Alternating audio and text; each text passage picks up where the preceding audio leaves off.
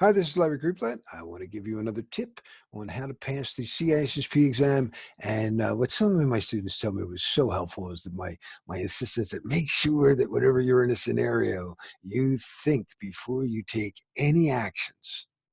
That's what due diligence is, right? It's nice to be that get up and go guy, but you better know what you're doing first.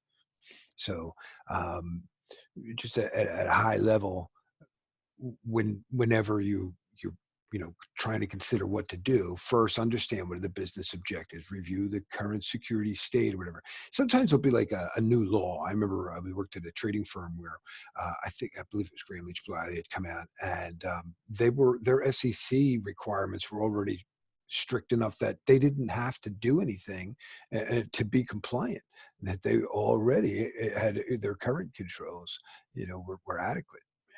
So don't go buying stuff or disconnecting stuff or anything. Don't even go calling the CEO. Just because someone says there's a fire doesn't mean there's a fire. Our detective controls, whether technical, physical, or administrative, are not perfect.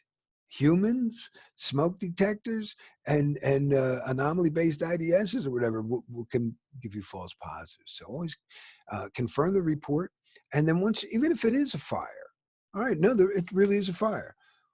How big is it? Where is it?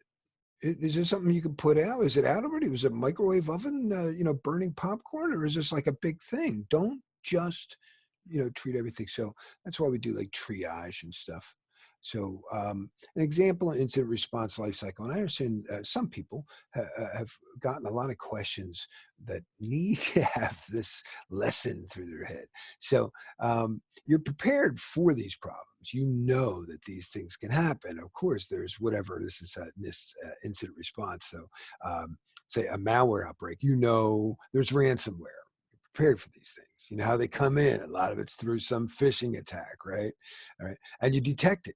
And you detect that somebody is actually clicking on that actual link that you knew was the title of that phishing attack. Went, oh no, analyze it. Hold on. In some cases, I hear in real life, I know people in incident response, and they get very frustrated that things like that happen. But when they do a little bit more analysis, the say edge devices or some endpoint security, oh, but our Cisco already blocked it or whatever fire, I got it. So even though the user clicked on it, there's nothing went wrong.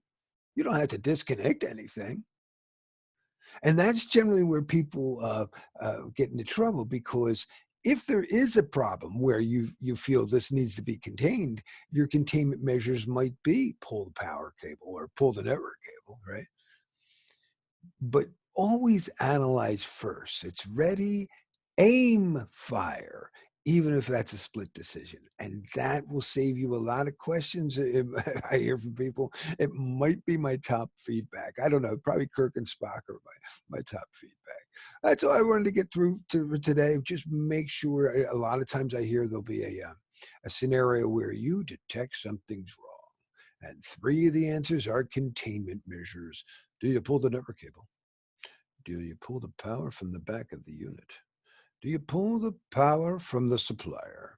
Do you document and analyze your findings? You will analyze your findings first. Talk to an incident handler, somebody who does acquisitions or collections, or whatever they call it. Most of their job is documenting and making sure, they dotted I's and crossed T's. It's all that chain of custody stuff they have to maintain. Hey, and look what I just got. Oh, I'm sorry. If you want to know more, I do teach live online, pre-recorded classes, and half-day one-on-one sessions. I have this new yearly membership program. So for $250, you get the silver membership, and that gives you access to all my pre-recorded classes. $14.95 will give you that, plus all my live onlines. And platinum, that plus two half-day one-on-one sessions. And I just had somebody go through a one-on-one session, and he had his test yesterday, and he just wrote me an hour ago. And I said, and this Tracy did give me permission. Thank you very much, Tracy, for agreeing to let me put this out. I want to let you know I passed the CISSP at 100. Yay!